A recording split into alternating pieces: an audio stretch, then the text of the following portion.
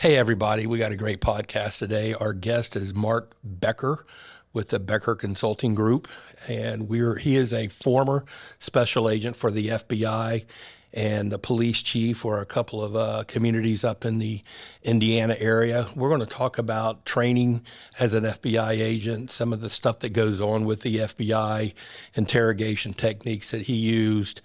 We talk about how to protect yourself towards the end. So I really hope you will take a listen to today's episode with Mark Becker of the Becker Consulting Group.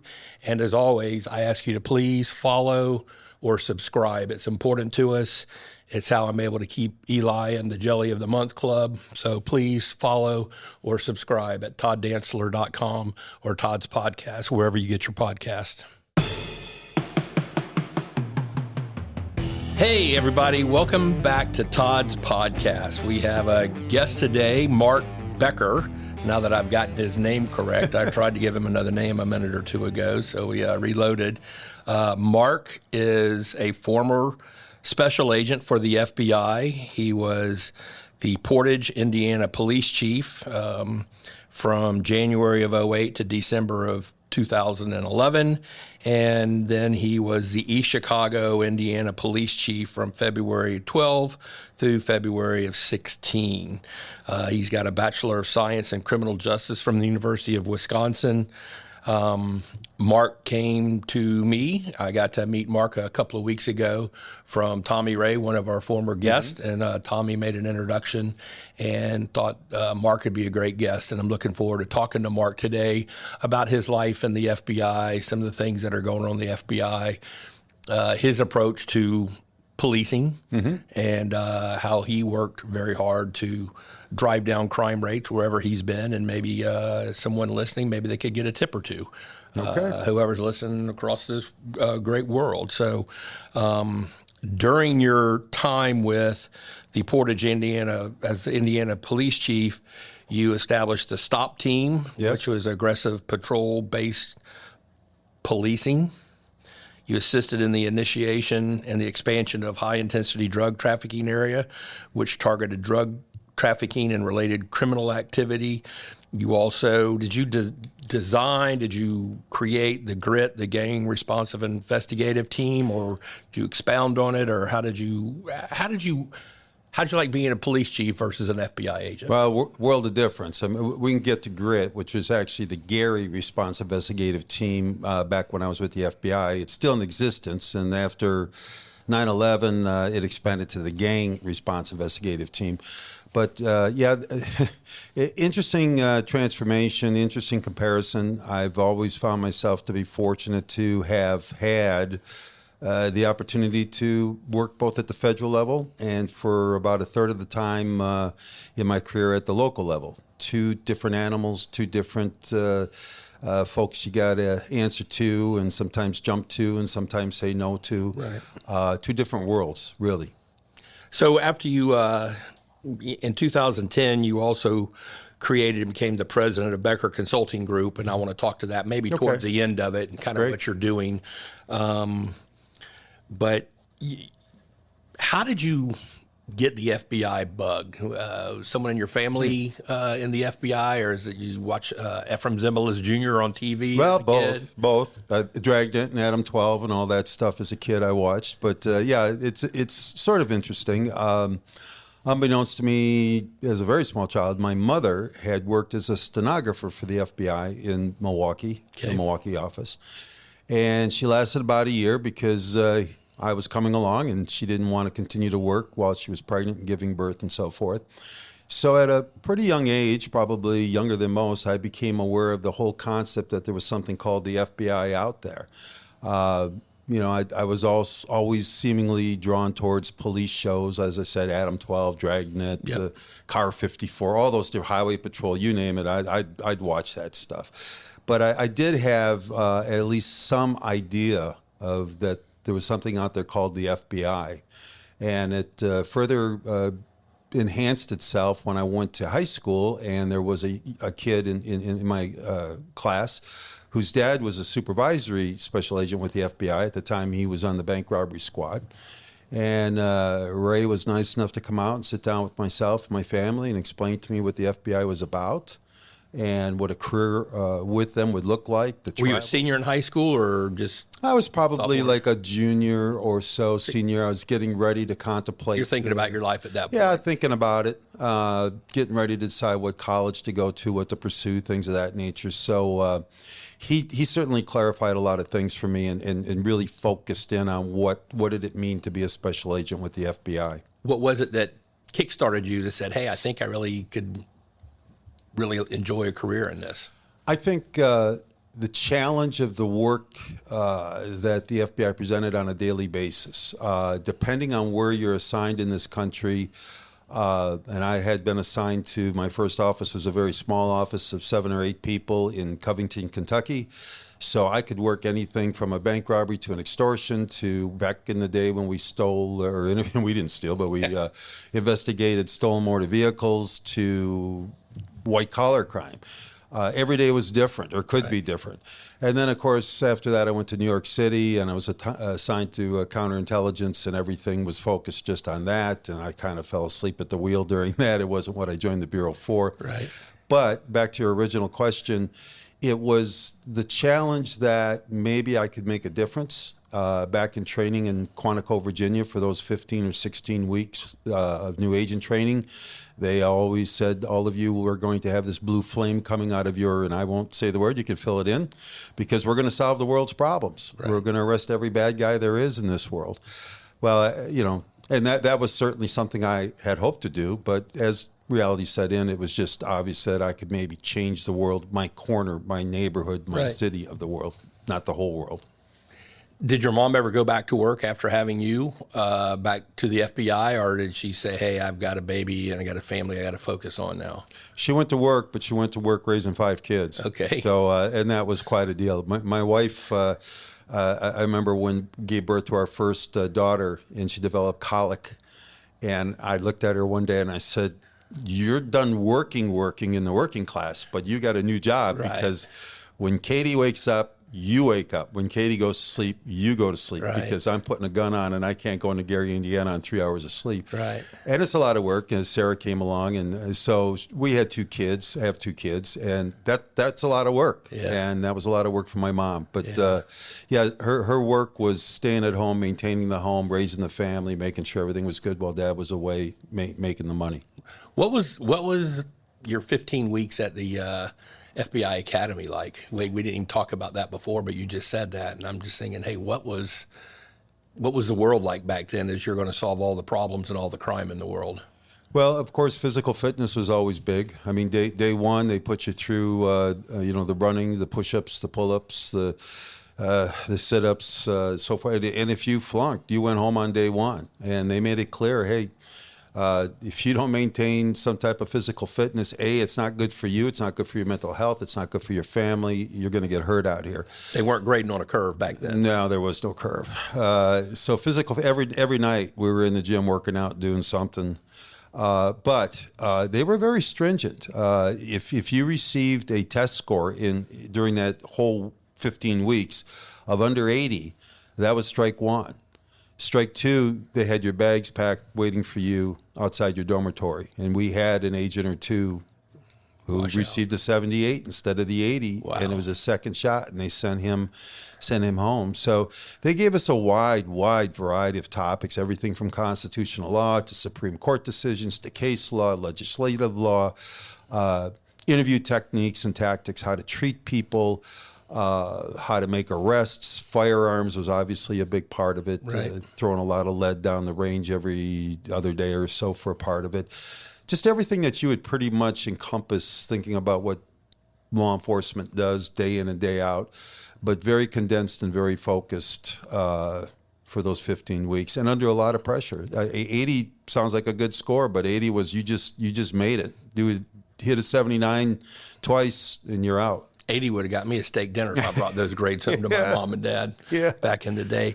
But during that training, is that where they figured out what you had an affinity for, whether it was bank robbery, kidnapping, terrorism, or when did they figure out, hey, Mark's pretty good at this stuff. Let's kind of focus him over here, and we got other people that can do that. Well, there were no Jodie Fosters in Silence of the Lambs that they pulled out of our academy and sent out to interview a serial killer. I think she works here for us. Does she? Okay.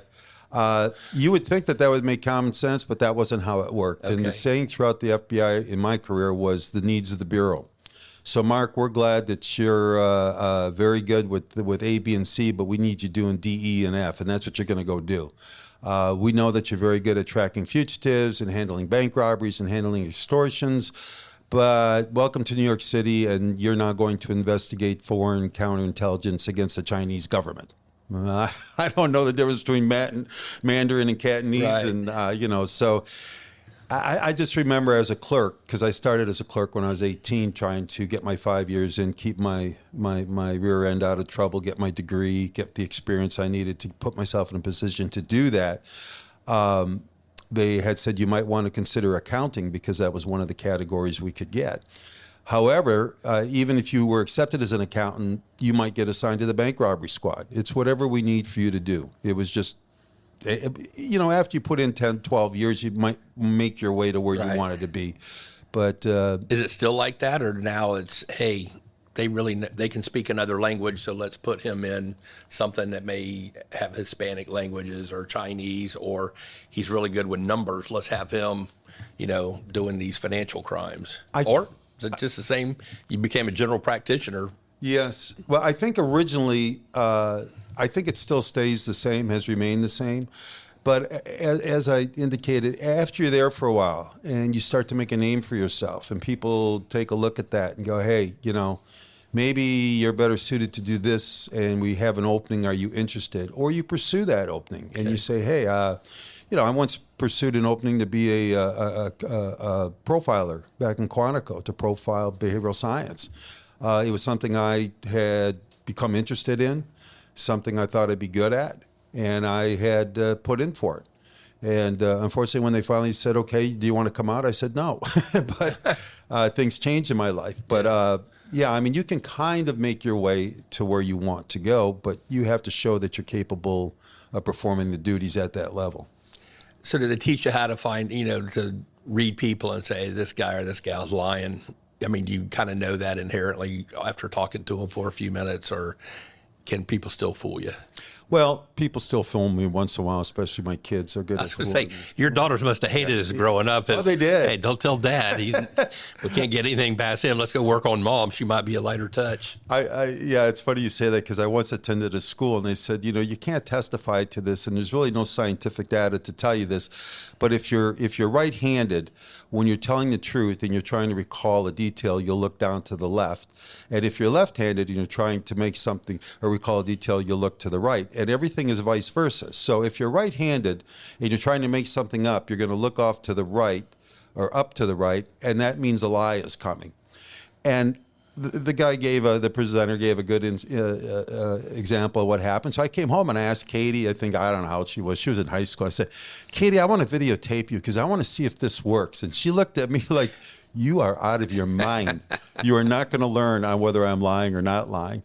So, sometimes that works. Sometimes it doesn't work. But the best way to find out if someone is lying is to spend time with them, interview them. The old saying is it's much, much more difficult to remember a lie than it is the truth.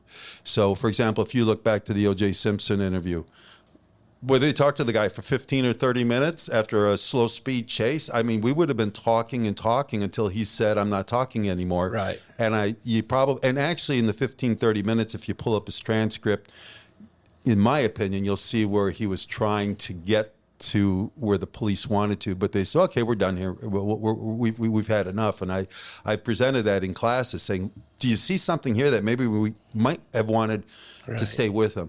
But, time is really a great way to tell if someone's lying. There's two facets. So, if I brought you in on a suspicion of a crime, Todd, I don't start with an interrogation. I start with an interview.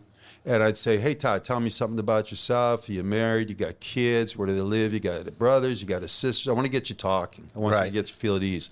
I get that information for a lot of different reasons. I want background on you. In case someday I want to find you and Todd goes into the wind. Where did Todd go? I don't know. He said he had 3 brothers, one in Toledo, one in Sacramento. We've got information on you. And now I'll start to ask you questions, open-ended questions about the event. I don't care if you lie to me. Lie all you want. I'm not going to stop you. You're going to tell me whatever you're going to tell me. It's a truth, it's a lie. But remember, the longer you sit across the desk from me, the harder it's going to be to remember those lies you just start running out of truth too at some point. Yeah, you do. So then we get I wish you would use Eli as an example instead of me on this one. I think we can really pull some roots out of Eli's closet. We got time after this. That's right. We'll make them sweat. But then, they're open-ended questions. And any good interviewer / interrogator will do that if we have the time. They'll ask open-ended questions and they just let you talk. And we take very good notes. And I put it in quotes when I ask you a question that's, to me, is very important. Quotes, what did he exactly say? And then we get to the interrogation stage. Well, now they're closed questions. It's yes, no, yes, no, yes, no. I'm not interested. I already have the information I need to center down and put you into the corner or into the box. And that's when I find out if you're telling me the truth or lying. And that's usually when we get our confessions.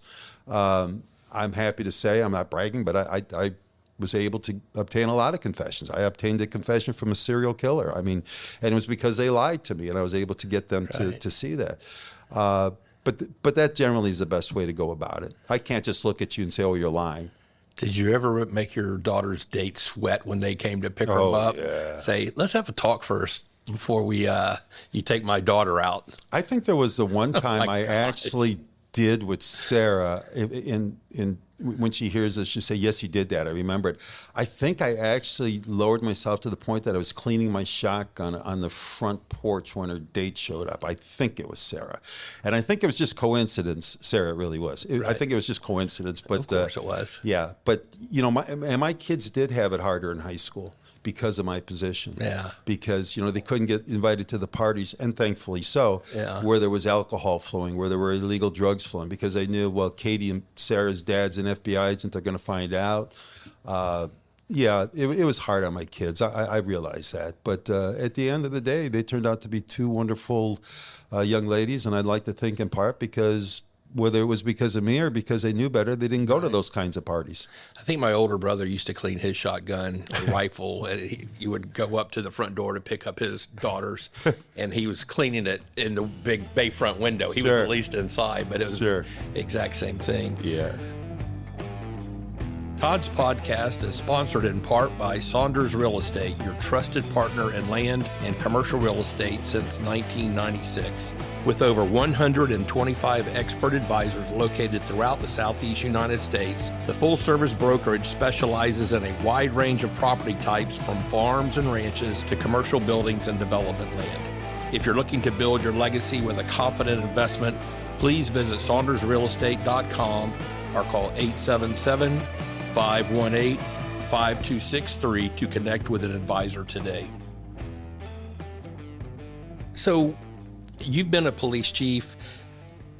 How can you tell if a police department, a sheriff's office is run well, or if they got problems? Well, my experience, and I'm not asking you to judge anyone around here. I just mean in general, because you've had this broad breadth of experience. I think my experience has been, first of all, does the community trust you? Do they actually believe when they pick up the phone and call you? Are you going to act like you care? Are you going to show some empathy? Are you going to listen to them? So it starts with dispatch. Yeah, it starts with dispatch, and a lot of times, our dispatchers at times would tell a caller, we're not going to do that. And then I would go in and talk to the dispatch and say, all you have to do is take the information and give it to my sergeant, because he's the one who's been trained. He knows what our policies are. He'll decide what we're going to do and not do. So, yeah, the dispatchers have to be accommodating. And, the ones that we had in Portage and Indiana, for the most part, were fantastic people. They cared, but they understood they were not the wall. They were not the people who said, well, we're not going to do anything with it because this is a civil matter, not a criminal. They would pass it along to those trained to deal with it. So it starts with that. But then it also starts with the face of the department, the patrol officer who responds. How do you treat these people? Do you treat them in a professional manner? I mean, my motto when I supervised at the FBI and at the police departments were, treat everyone as though you would want you or a member of your family to be treated. understanding that we all have bad days. And certainly when the police show up, it's probably not a good day. Right. But let's make that first impression positive. Let's treat them correctly, treat them in a manner that you'd want to be. They're under a lot of stress, emotions are flying. Let's get them back down to a normal functioning level. Let's get them to calm down and tell us the truth. But you can't do that by being abrasive and abusive and really being demeaning to people, especially in their hour of need. Right. So how would you, it sounds like it all starts at the top with leadership and how you train everyone, but your officers, your agents that were going out on the calls, they're human too. They have bad days and they got to show up for work and deal with other people who are having bad days.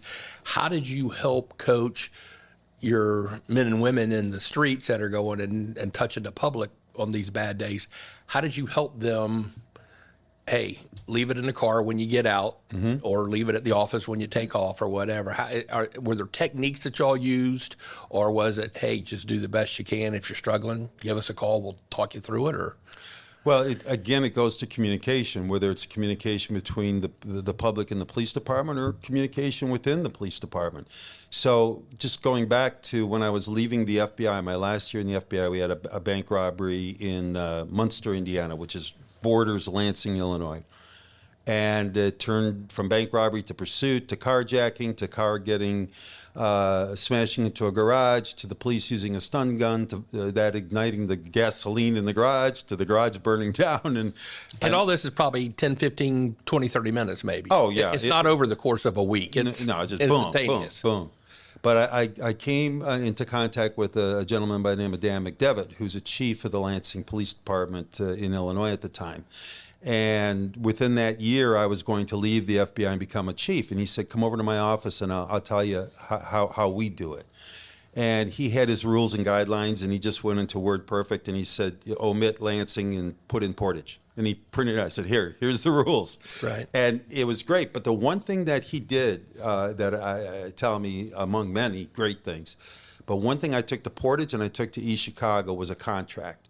So I met with all the civilians and all the sworn of both departments within weeks of arriving. I said, here's a contract. Here is what I expect you to do.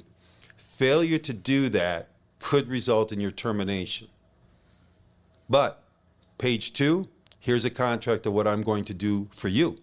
And at any given time, if I've not fulfilled that contract, you have my permission to jump over your corporal, sergeant, captain, lieutenant, and knock on my door and say, hey, chief, I think you're not doing what you told me you were going to do, and I'll be glad to sit down and talk to you about it. So you had to have, not that I wanted people to be insubordinate or to jump over people, but I didn't want the lieutenant or the sergeant to say, no, you're not going to go to the chief because that's going to make me look bad. I wanted them to feel free to come to me, and they didn't do it often. But I also held my brass, the sergeants, the captains, the commanders, whatever department I was in, to certain levels of what I've expected from them. So every week we would meet. Right. And I'd say, hey, I'm hearing this, I'm hearing that, fix it. And if you can't fix it, get back to me because next week I'm going to ask you the same question. Yeah. And we would stay on them and make them responsible for what they were doing or not doing. And that's a level of accountability that we're going to talk about in a minute. But that leadership style that you just described, is that something that you developed over your adult life of working in law enforcement, or was it trained you in a class? Hey, here's Leadership 101. I mean, it sounds like a lot of it is inherent, whether you got it or you don't. And that's why some people rise to be in charge and others rise to be number 2 or 3, and they never make it, or they never get into leadership at all. Right.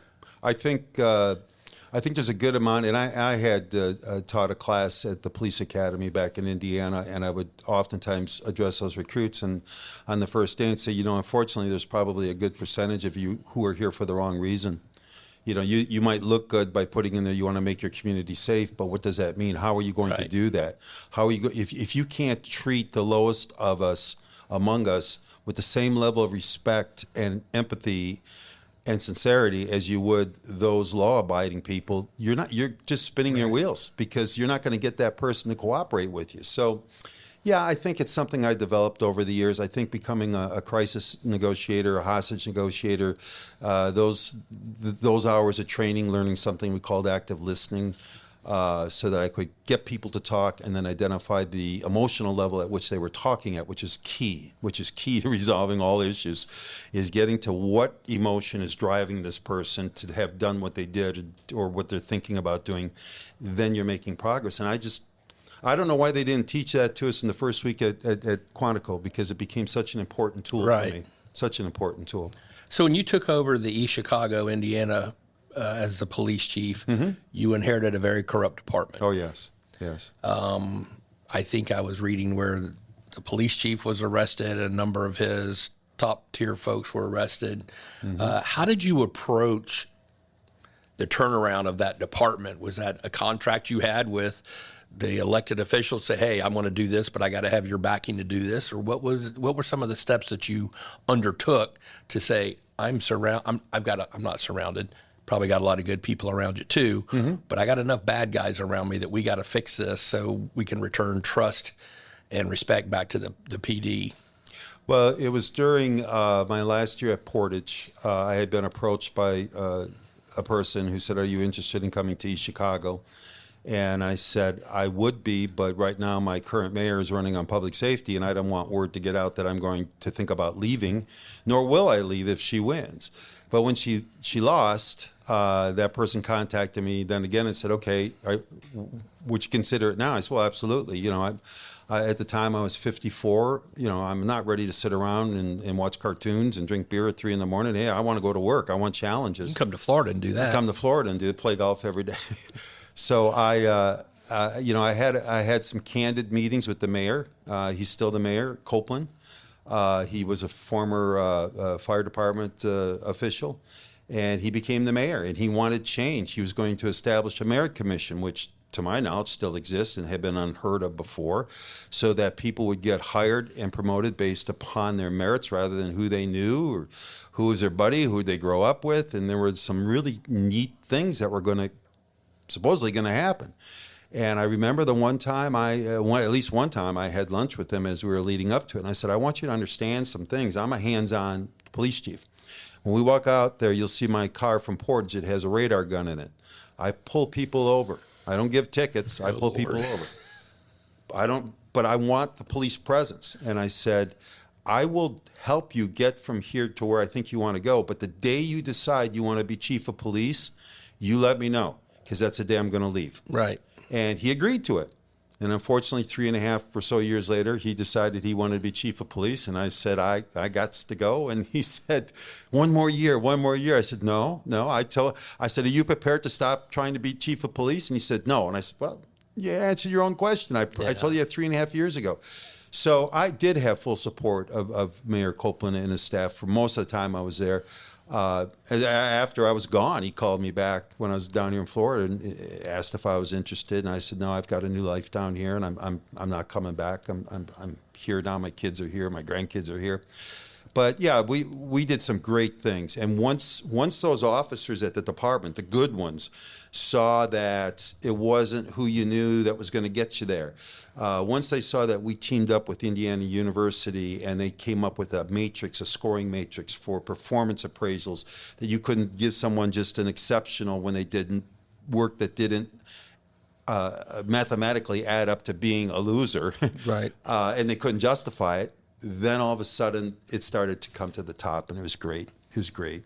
So when you were, your time as police chief, what was your approach to tackling crime? Were patrols, Friday nights? You know, you had mentioned that, hey, Friday everybody gets their paycheck, and they are out looking for fun, trouble, sin, vice, whatever word you want to use.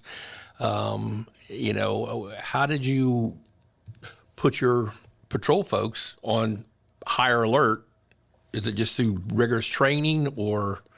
No, it was better. It was better leadership, I think. Not for me, but you know, the first year I arrived at East Chicago, there had been a news article I read about the previous year that I had not been there, indicating that on a per capita basis, East Chicago is the most violent city in northern Indiana, northwest Indiana, and I said, that's got to change. Right. So I called in my commanders and I said, why is this? Let's look at what we're doing or not doing. And I asked, one thing I centered on was police presence. How many community walks are we doing? How come we have 20 bicycles hanging up in the garage? Do we use those bicycles? Are we walking the streets? Are we knocking on doors? Are we dealing with the clergy? Are we dealing with the businesses? Are we dealing with the schools? No, no, no, no. What about traffic stops? How many traffic? I'm not talking about tickets. That's a quota. That's illegal. Still remains illegal. But we can make all the traffic stops we want as long as we're just, given a verbal warning. I'm not saying you got to write a ticket. Well, we made 3,600 traffic stops last year. I said, no. We're increasing that. I want a 10% increase in that. Well, somehow the officers didn't know how to do math, and 10% jumped from 3,500 to 10,600 traffic stops the next year, which, of course, I began receiving phone calls. You're targeting us. You're targeting this community. No, we're not. Quit running the stop signs. Quit speeding. Right. But the idea was putting people out there meant that, okay, Johnny with the Vice Lords wants to sell his dime bag of crack cocaine in our city. Nah, we're going to make the sale in Hammond because these East Chicago cops are getting me. There's someone watching. There's somebody watching. And as I think when we had lunch and I mentioned, like termites, you can't always kill the termites. So what do? You spray them and get them off to the next house, and now they're your problem. Right. Our crime rates began to drop. I was just looking at the uniform crime reports for like the city of Chicago the other day, and I don't know where East Chicago's at, but our crime rates by the time I left were the lowest that I could go back to find UCRs that the FBI produces for crime in East Chicago ever in its history. And that is because of police presence. That was because of engaging the community. We had a day with business leaders. We had a day with educators. We walked streets. We knocked on Section 8 housing. We said, hey, we're here. Probably one of the most rewarding experiences to me was, I don't know if it was a Cinco de Mayo parade, whatever it was in East Chicago, and I was with my commander, and we weren't leading the parade, but we were out in front of the parade and just seeing how things were, and we ended up on Guthrie Street, which was a very dangerous street in its day. And we had walked that street many times. And Frank and I were just pulling over, and there was a young lady pushing her baby, and I had the window down, and I waved to her, and she said, hey, Chief Becker, how you doing? I said, fine, how are you, young lady? And Frank slammed on the brakes, and he said, do you know what just happened? I go, no. I said hello to her, and she said hello to me. He said, she knows your name. Right. And she wanted to be nice to you. She wanted to be friendly to you. He said, all these walks we did up here, people know who we are. Not just so they know Mark Becker, but they know the East Chicago Police Department's here to help them. Right. And that was the community trust that city needed. And that's what I'd like to think was one of our legacies that we left there and putting cops on bikes.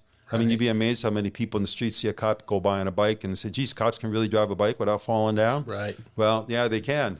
I don't know what your opinion is here in Polk County, but I see a lot of law enforcement on patrol at service clubs, at schools, and they're in uniform. They're not dressed like you or me right now. They're in uniform so people can say, hey, that's a Mulberry police officer, or that's a Haines City cop, or that's a, Polk County Sheriff's deputy. And I think, what you just described really does, it's that presence of people thinking they're everywhere. Yes. And you can't be everywhere, but if people think you are, that's just about as good as being everywhere. And, when you look at like Polk County, which right now I'm still going through my training as what they call VSSO. So unfortunately, I could not become a certified officer because I wasn't full-time for the last 8 years when I came down here. So I'm more or less one of those volunteers. I can give you tickets. I have got a squad car. I can do these things.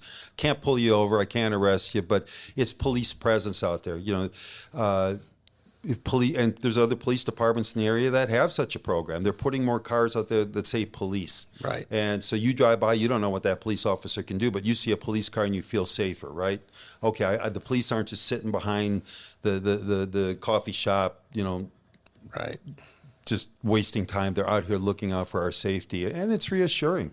And the kids, the kids in schools. I remember when I was in New York City back in the mid '80s, and I was driving, I think, in the Bronx, and one of the agents said, I said, why is there a police car in front of the high school here? And they said, well, we have metal detectors there. We check for guns. I go, you have police officers in schools? And this is, 83. Right. And they said, yeah, we have to. Well, that astonished me. Well, now you have police officers in schools, right? Now you're asking for police officers. Now they're asking for them. But I do recall an auto accident once in Portage where the young girl was upset. I pulled up, 16-year-old kid, and she's crying. I said, "Are you hurt?" And she said, "No." I called my mom and dad, and I said, "Okay." And she said, "Can you call Officer Troy for me? Can Officer Troy come out here?" Well, he was our school resource officer. Right. I thought, wow, what a connection Right. that officer has made, who, by the way, ended up taking my spot as chief of police. But he was a good school resource officer. He learned from the best. He learned from okay, hey, I like that. I'm going to use that. You taught him well. Yeah. But, that's the connection, and that's what you want to see. The earlier, the better in their life. This is Special Agent Tommy Ray, retired that is, and I enjoyed doing the series, at least the start of the series maybe, on Todd's podcast. I enjoyed Nick Del Castillo being here with me, my former co-fighter in crime, and hope you guys enjoy this podcast. So when you took over the corrupt police department, how important was it for you to have the relationship with the district attorney that, hey, we can arrest everyone in the world, but if the DA is not going to carry the case forward, it sounds like you probably had a pretty good DA up there in that area. We did. I think Bernie Carter's still the Lake County, Indiana prosecutor. He's been there for 3 or 4 decades. I think he'll be there forever. Every Christmas he text messages me and says Merry Christmas. We had a great relationship with him. If there were problems, my detectives would bring that to our attention, and I'd say, "Hey, Bernie, can I come over and see you? Why aren't we prosecuting this case?" At the federal level, things were, a little different. The U.S. Attorney's Office would come out with protocols, policies, minimal guidelines. For example, a bank fraud in Indiana for $500,000 might get the FBI involved, but for example, in Manhattan, they're not looking at it until it's $50 million because of the priorities and the triage they have to do. So you'd establish those relationships. You'd have that understanding. When I was with the FBI and we started the Gary Response Investigative Team, the GRIT Task Force, I remember on one occasion there was a homicide, and I mean, short of getting that homicide on videotape, we had everything we were going to get. Right. And I knew this kid was guilty, and I met with the deputy prosecutor, and who had been a former assistant U.S. attorney, so I knew him. And I said, "What in the world is it going to get for you to prosecute this thing?" And he said, "You just don't have enough." I said, "You're just not doing your job, and I'm going to call you on it. Charge him with murder. He'll plea it down to maybe manslaughter or whatever, but he's not walking from this. Charge him with murder." He got convicted. So, sometimes you had to have those one-on-one face-to-face. But you had to have a relationship with these people. You couldn't just walk in the door and say, "Hey, I'm Mark Becker, so how hard can you jump?" I mean, they had to know that you were going to fulfill your end of the deal as well. We talked a lot about your local experience. I'd like to pivot a little bit more to the FBI role. And, you worked a lot. We talked about this. You worked a lot with local. How was your interaction with the local? How did you treat them as you're working cases together? Well, Covington, Kentucky was my first office of assignment from Quantico. Ron Abley, God bless his soul, he was my training agent. And I remember I was 23. I was at the minimal age to become an FBI agent. And one day he looked at me and said, "You probably think you're pretty special." And I said, "Well, I'm 23. I got a brand new wife. I bought a house. I've got a dog, and I'm an FBI agent. Yeah, I think I'm pretty special." And he said, "Well, you're not." He said, "You're one of, at the time, maybe 11 or 12,000 of us." And he taught me a valuable role that I took forward everywhere I went. And that was, he said, treat these local police officers with a great deal of respect. They will treat you in kind, and they will make you a shining star. He went further and said, these officers, for the most part, were born and raised in this city. They've never stepped foot out of here. They know Johnny Bad Guy. They grew up with Johnny Bad Guy. They know his family. They know his brother. They can tell you more about that person than it's going to take you a week or two digging through records. Right. Treat them right. They'll treat you back right. Respect each other. And I learned that lesson. And I think some of the major cases I had successes with all involved a partnership with local law enforcement, whether that was city, county, or state. I normally did so when I was partnered up with one of them. So the FBI versus the CIA, what are their particular or specific roles in fighting crime? around the world, in the United States? Who kind of does what? Well, the FBI's jurisdiction is limited to the United States and our holdings. That's not to say that we do not have what we call legal attachés in foreign countries. You know, we have to have someone over in England to talk to Scotland Yard. We have to have someone in Switzerland, and we have to have people in Europe to talk to Interpol. We have to have offices there. They have no arrest powers. They have no subpoena powers, but they are our liaison. Conversely, the CIA has no domestic, meaning United States, authority to serve a subpoena or make an arrest in the United States. Their power is vested to them through Congress to deal with things outside our borders. So all those clandestine little things going on in other parts of the country, that's the CIA at work. That's where their mission's at. That's where their responsibility's at. And that's the major difference. Do we both work counterintelligence? Yeah, sure. I mean, but for example, when I was in New York and I was working counterintelligence against the Chinese, well, the CIA obviously had a great deal of information on the Chinese as well that they had developed through their sources working across the pond, and we would share that information back and forth. So ideally, we both all funneled our information together to target, you know, who were the agents with Russia, who were the KGB agents, who are the KGB agents that are sent over here to the United States. We have to follow them. We got to find out what they're doing. We have to intercept them on telephone conversations. We have to see, are they doing dead drops with government officials? Are they exchanging information for sex, for money, for whatever? And you know, they were successful. They've caught quite a few people, both in the military and unfortunately within the FBI, who were double agents, who were working both sides of the fence for whether it was sex or money or both. Yeah. Who was spying on us? These, the FISA warrants. You hear people, oh, they're, it was getting out of hand. We didn't talk about this before, but you hear these people, oh, they're listening to every conversation you have. They're reading every email. They're reading every text. Is that the FBI or is that the CIA or is there another group out there that headed by Eli, the secret police? Eli, he looks kind of suspicious over there. He might be, but there was something called the NSA, the National Security Act, and if you say enough keywords. And they pick up. They have, just because you say, I don't like the president, doesn't mean they're opening up a case. Right. But if they keep hearing it over and over again, and then they get to danger, they've got their own little book, and I've never been privy to. But that's the NSA. Yeah, that's the NSA. And they're primarily the ones who are going to do that. Now, does the FBI monitor and conduct ELSHRs, electronic surveillance? Of course we do. Right. And we get that through an ELSHR court. For example, we want to be able to apply for a counterintelligence-related electronic eavesdrop. Well, we're not going to file that in open court. We're going to go to a closed court and ask for it, and then that judge is either going to deny it or grant it, and then we're going to try and keep that secret. A lot of times, and we'd always the counterintelligence guys would laugh at us because the technology they were using today is technology that the criminal agents don't have today. And so when we would get something really cool like a Niagara body recorder or this kind of concealed transponder or whatever, they'd say, oh, we had that for 10 years, but we couldn't tell you about it because we were using it and we didn't want that to get out into court documents. Right. And that's usually why when you hear about people in the United States who get charged with espionage, they plead that down. And they plead that down for a reason, because they don't want through discovery to have to tell the American people how it is we caught Todd here spying for the Russians. Or Eli. I'm sorry. Certainly not Todd. I should look at Todd. The notorious Eli. Yeah. So we want to, we go to ELSHR courts for that reason. We usually plead that stuff down so those techniques do not become public.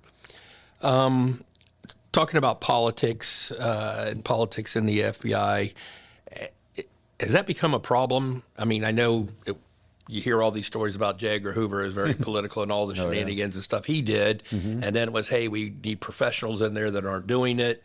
And then all of a sudden you've got Robert Mueller comes in, Comey, Christopher Wray, and now Kash Patel. Mm-hmm. Is Kash Patel, is he there because he was an outsider and he's a Trump confidant?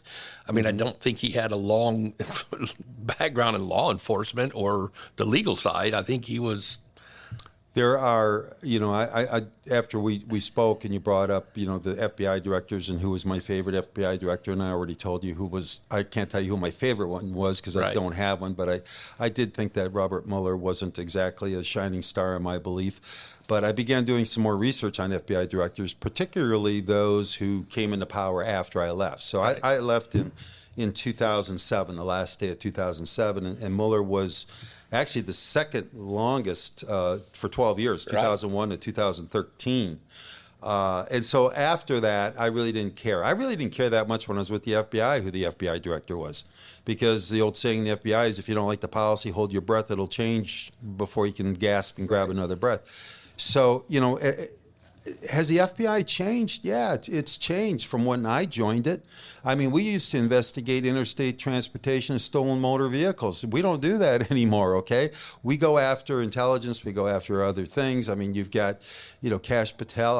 I didn't know who the heck he was when he became director. And then I did some research. Okay, he looked at the Russian investigation and the tactics using that. And that you could, if you want, I guess you could spin that and say, well. But wasn't he a congressional staffer? Yeah, and he was on a lot of national security type related stuff. Okay. Does he have any investigative experience? No. I mean, he probably helped lead some investigations. I mean, you look at all these directors, they were lawyers, and most of them were assistant U.S. attorneys. Some were federal judges.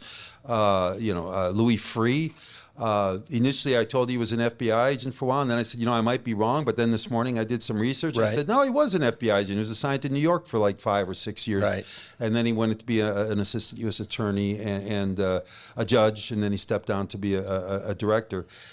Has the FBI become more political? I'm not within earshot of a lot of things, but just personally, from what whether you want to watch CNN or Fox News or MSNBC, you can draw your own conclusions. I at times feel a little uncomfortable with the role. I feel uncomfortable with some of the things that are being said by certain people. Normally, we just put our head down. We had the Hatch Act to protect us.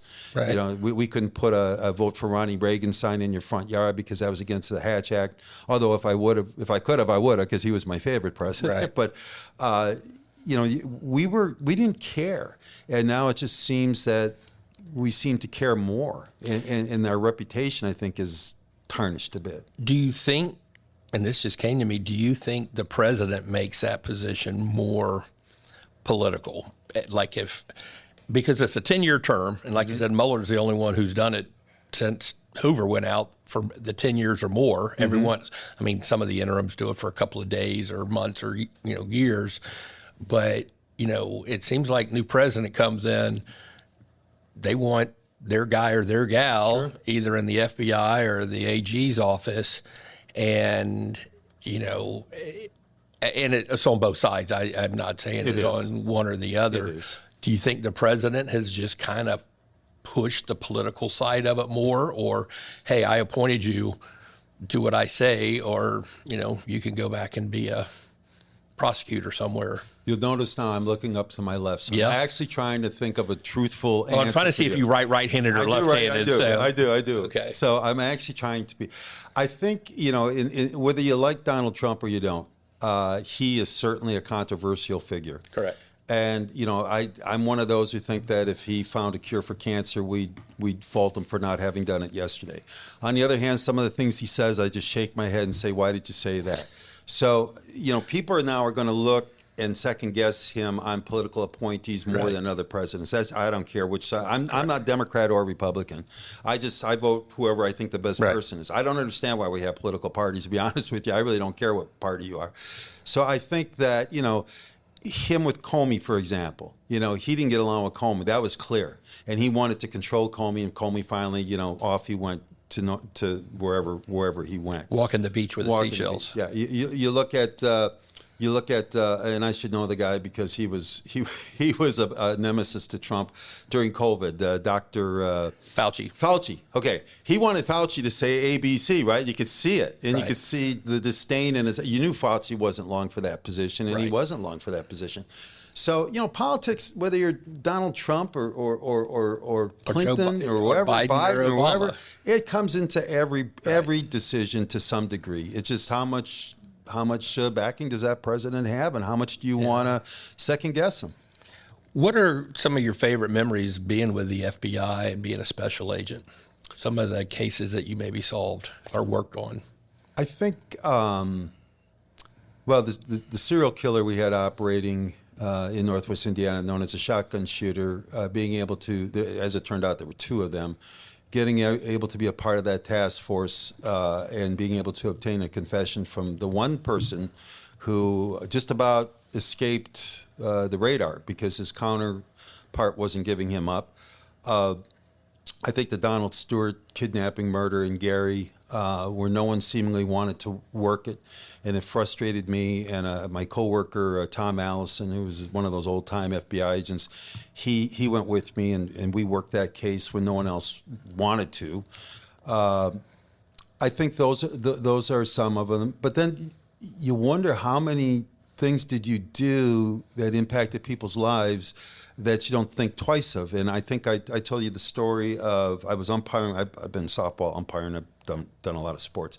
I was umpiring a travel tournament in Indiana and as an umpire, and the coach came up to me and said, "You don't remember me, but this is Susie, and Susie's now 12, and 6 years ago someone was going to kidnap Susie, and you had the case, and you stopped that kidnapping." Wow. And that's why Susie's here.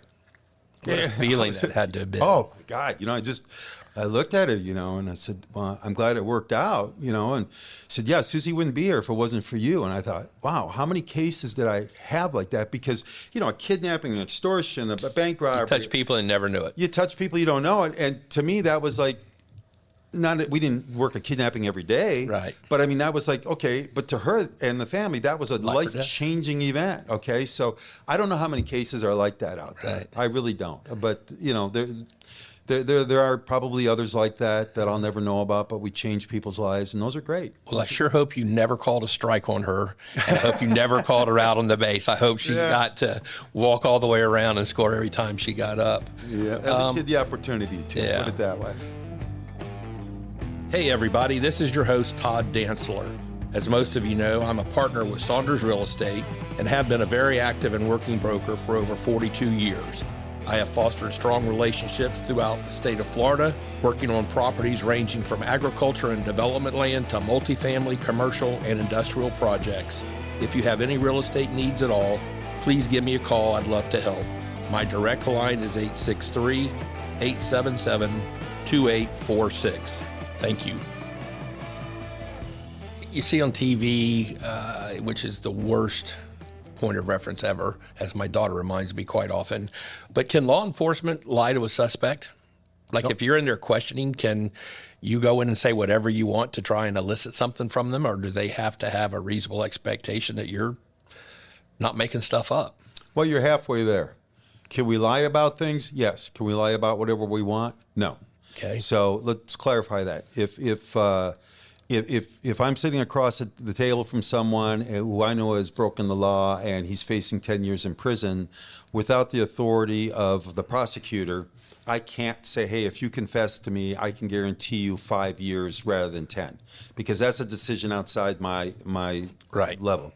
The prosecutor has to say, I'm going to put in a request for that, and then the judge makes the final decision. Right. So I can say, hey, I'll put in a good word for you, but I can't guarantee you anything. Now, on the other hand, if Eli's sitting in front of me and I think Eli did A, B, and C, can I put Eli at a desk and have 12 or 13 boxes behind me that say electronic recordings this date to this date between Eli and FBI informant number 126 when they're full of toilet paper, and he's staring at those boxes wondering what in the heck does this guy have? And I go, yeah, those are all recordings, Eli. Can I say that? Sure, I can lie all day long. I can lie about what evidence I have. I can say, hey, Eli, your significant other has already dimed you out. Your counterpart who robbed the bank, he's already dimed you out. So he's going to get the best deal. What about you? I can lie about those things, but I can't lie about things that I cannot control. I can't tell you what you're going to get charged with. I can't tell you what you're going to get sentenced to. At the end of the day, even if the U.S. attorney or the local prosecutor puts in a recommendation for sentencing, it still sits with the guy with the black robe. He's the one who's going to decide yes or no. So I can't promise that. It's moments like this I wish we were doing video so you could see Eli sweating like an old man on mile 18 on a marathon. He is just pouring down over there. He is. I appreciate the fact that you have pivoted to Eli as opposed to me. Yeah, I did. I appreciate that a lot. Kind of drawn to a close, but let's talk about Michael Brown and that situation. I can't believe it was in 2014. Yeah. It seems like it was 6 or 7 years ago. It is. And all the turmoil that started and all the upheaval that it started. Tell us a little bit about that and how policing changed from that moment, how the federal government it didn't have to step in, but they did step in to change how y'all did your job. They did. So, the Michael Brown, without taking sides one way or the other, your listeners can read the facts and make their own decisions. But the police reports are simply that they had a situation where they were trying to arrest an individual who fled from them and then attacked them, and then there was a struggle for the officer's gun. The gun went off. Mr. Brown down in Ferguson, Missouri is laying dead in the middle of Section 8 project.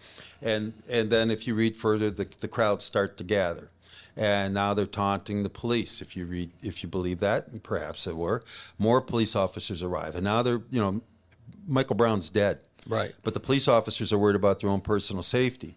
While the crowds continue to grow, allegedly, and now the police are looking around, well, that means that the crime scene can't get in to process the area, and Michael Brown lays on the pavement for longer than maybe he should otherwise have laid. Is that the police officer's fault, or is that the people who are preventing the police from doing their job? That's an argument to be had. Well, then what happens after that is we have these riots. The governor brings in the National Guard, State Guard, and we bring in more police troops, and they just let these buildings burn.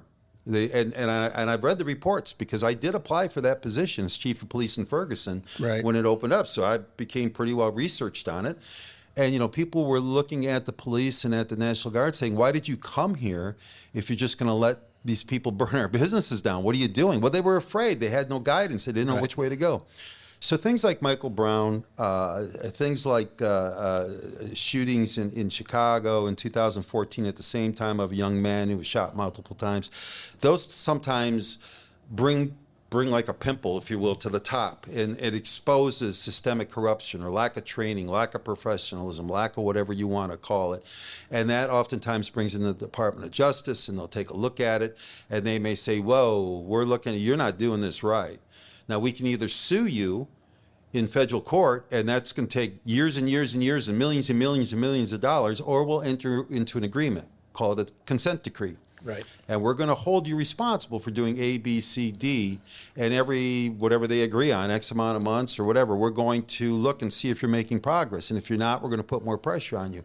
Well, that resulted in a consent decree in Missouri, in Chicago, in other cities across the country.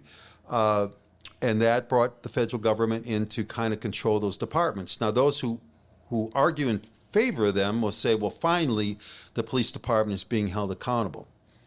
Good point. Maybe some of them needed to. Right. You'll find a lot of police unions, on the other hand, that'll say, this is just restricting us from doing our job. Handicap the cops. Yeah, you put handcuffs on us, we can't do what we could do. Now, our proximity to Chicago, for example, it's a 40-minute drive from where my office was. I interacted with Chicago police now and then, and the police, their crimes are getting out of control. Their decree, they were going to enter into an agreement in like 2016 or 17, and Trump annulled it, and then so the state attorney brought a suit against Chicago, a consent decree in 2019, which made it much more restrictive for the police, in their view, to do their job. And all of a sudden, crimes just started taking off, and I personally would ask, I said, well, what's going on? I said, well, you know what? We know that car over there is running 4 deep. We know there's Spanish gangsters, they're vice lords, they're GDs. But what do you mean 4 deep? 4 people in the car. Okay. I'm sorry, 4 deep. Okay. So Eli and his buddies. Eli's and his posse. got 3 other people in there, and they're running 4 deep. You know, there weren't certain colors. We know what they are. So in the past, we would pull them over. We talk to them, try and develop some reason, get consent or some PC, Right. bring out a drug dog, find some coke, some heroin, a gun, and we'd put them in jail. Now it takes, volumes of paperwork for us to make the simple traffic stop. So we just pull up next to them and say, hey, you ran the red light, and we drive away. Well, if you look at the crime statistics, and I did, the murders and the rapes and the aggravated assaults after 2019 began to grow and grow and grow. Right. And there is there's credibility on both sides of the argument, right? I mean, it's kind of like whether you're a labor union guy or you're management. If you let one just be in charge, it runs rampant. You got to have both there to kind of even the scales. Balance. Got to have that balance, and that's sort of what consent decrees do. It's made it difficult for police, but hopefully they'll get through it. As we wrap up, I want to talk about your consulting business. Great. It's Becker Consulting LLC. Right. And tell us what you do. Tell us what Becker Consulting does. How you can help companies. How you can help individuals. Tell us a little bit about it. Okay, great. So we started the Becker Consulting Group LLC back in 2010. When I was with the FBI, you could not have a second job. You can't have outside employment. But with Portage, I could. I was traveling the country, giving talks on gangs and investigative tools, things of that nature, and banks and real estate groups and other communities. Our NIPSCO, which is your version of Duke Energy, would have me come out and talk about what does a threat look like? How do we deal with the threat? What are we supposed to do? What's going to happen when someone pulls a gun on us? What's going to happen to our body? What's all these different things?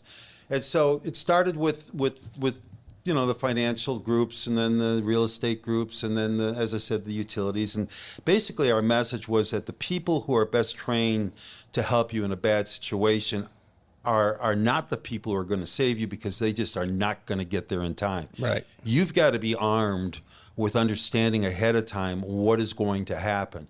Emotionally, physiologically, what is going to happen to your body when someone pulls a gun and points it at you? What are you going to do?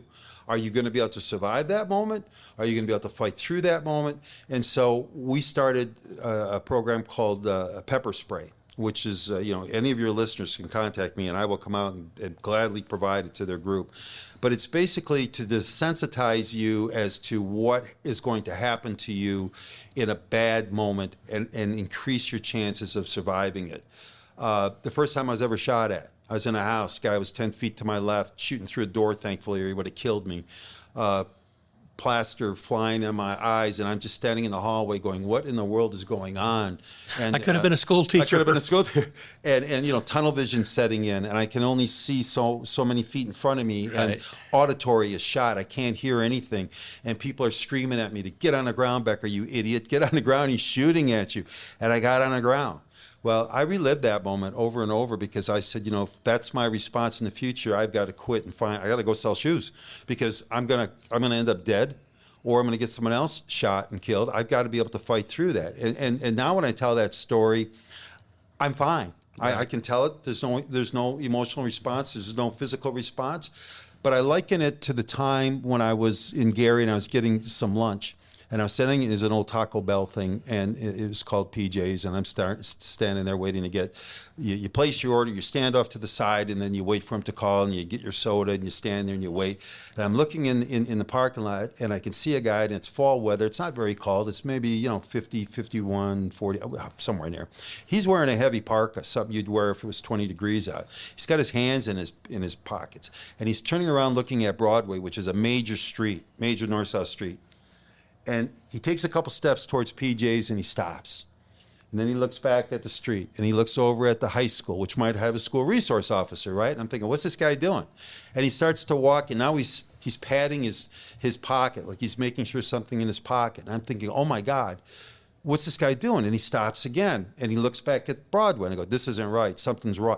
As I'm telling you this right now, Todd, I'm getting goosebumps on my arms right now. I can't control it. I can't control it.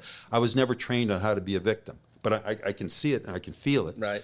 As he's coming in, now he's coming in. I'm thinking, oh my God, he's going to rob this place. What are you going to do, Mark? If he pulls out a gun, don't pull out a gun. Don't say you're a cop. Don't do nothing. Just stay low. There's a desk over there or a table over there. That's where I'll take cover. If he pulls out his gun, still don't do anything. Now, if he looks like he's going to shoot someone, now you're going to have to take action. But the last thing you want is a gunfight in a crowded restaurant, right? Well, he reaches into his pocket, and I go, oh, my God, here he goes. And he comes out with a piece of paper, and he says, I need 4 hamburgers, 3 fries, and 6 Cokes. Wow. Yeah, that's what I said. I said, wow. I took a deep breath.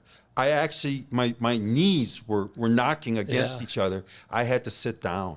And as I said, I know you probably can't see from that distance, but I still have goosebumps. I was never trained on how to be a victim. And I tell this story probably, I don't know how many thousands of times. I know how it ends, but I still have this response. So our training tells you how to identify or suggests how to identify what could be a threat, how to rectify the best you can that it is a threat, and then what you have to do to avoid the threat. And then if you can't avoid the threat, what can you do to survive the threat? And I also strongly urge your listeners, there's a book, and it's right in front of me. It's called Not Me by Al Horner, Horner. As you can see, it's not a very thick book. You can see it's well written, or well thumbed through, lots of highlights in it. And he takes you through the 4 stages of a threat, of life. Called Not Me. Not Me. Google it. I think it'll probably cost you 20-some bucks. I think you can get it as a discount if you buy it now. I'm sure you can. Yeah. And get the book. Don't just hand it to your kids. Read the book. Make sure it's age appropriate for the children you're dealing with or whatever. And then talk to them about it.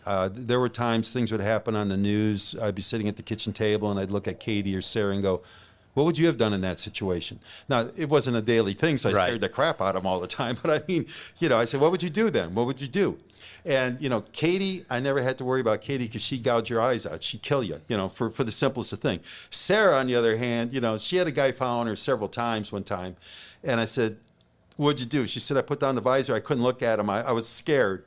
I said, did he pass you? And she said, yeah, he did pass me. I said, did you get a license plate? She goes, and Katie's shaking her head like, no, she didn't get a license plate. And she goes, I did. I said, oh my God. I remember Katie looking at her, really?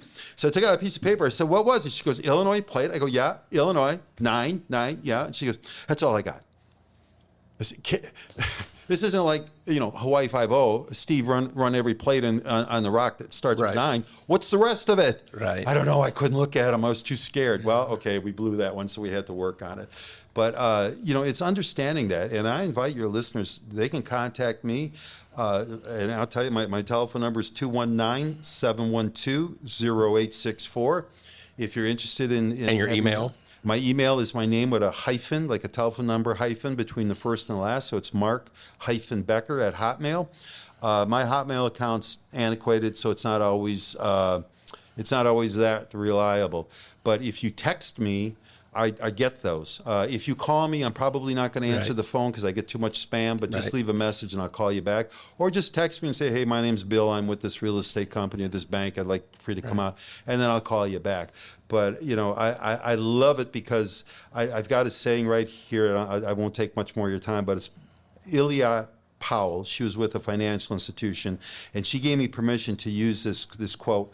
So I gave her out a document at the end of my presentation. I said, I want to hear your comments, good or bad, or what you thought about the training. And she wrote, you cannot imagine how much you both fascinate and frighten me when you come to speak to us at Advance. And that was like, then we're doing it. We're doing the right thing. We got your attention. So if you've got a company, if you're looking for speakers for Rotary, Kiwanis, any of your service clubs, realtors, lawyers, whatever group, give Mark a call. Please. Tell us the number one more time. 219-712-0864. And the email is mark-becker at hotmail.com. Yes, not underscore, but a hyphen. Right, a hyphen. And texting is probably the most efficient way to get you. If you send me an email, I'll respond. But if you send me an email and I didn't respond, it means I did not receive it. So then call me or text me and follow up. Well, Mark, this has been fascinating. Good. I enjoyed it. I appreciate it very much. I appreciate Tommy for introducing us and making a connection. And Tommy's been a great guest, and he's also a great friend in helping bring people that are of interest to the program. So I thank you, Tommy, for that. But I appreciate your years of service. I appreciate the service that your family gave, because people don't understand the sacrifices that your family makes. Well, I couldn't have done it without my wife. Right. And it's funny to hear you have 2 daughters and they both reacted to that stressful situation different. They did. Coming from the same gene pool. Yes. And one got really nervous and the other was ready to spring into action and take over. So you just never know how you're going to react. No. And part of that is training, part of that is understanding. And I appreciate you putting yourself out there. You live over on the east side of Polk County, so it's not like you got to fly him in from New Jersey or Indiana or wherever as a local guy for those that are close by. And you've been a wonderful guest. I appreciate it very much, and thank you for coming on. Great. I'm sorry. I brought a can of mace. I thought we were going to get the spray paint, but I guess not. But maybe Gary's still here. Maybe we could give Gary a squirt. Can I give you a squirt? No. No. That's mace. I'd have been a little more nervous knowing that I'm sitting 7 feet away from an active can. Well, actually, it's white because it's a training unit. So even if I spray it out, it's just water. So you're okay. It's just breath freshener at this point. If it's actually cayenne pepper, you'd be smelling it right now. It'd be bad news. Well, thank you for coming in. Thank you for agreeing to do this. And I appreciate you all tuning in to this episode of Todd's podcast, and we look forward to talking to you next time. Great. Thank you very much. Thank you, Mark. Thank you, sir. Both of you. Thank you for listening to Todd's podcast. This has been your host, Todd Dantzler. If you enjoyed today's episode, please don't forget to rate, review, follow, and subscribe to Todd's podcast on your favorite podcast app.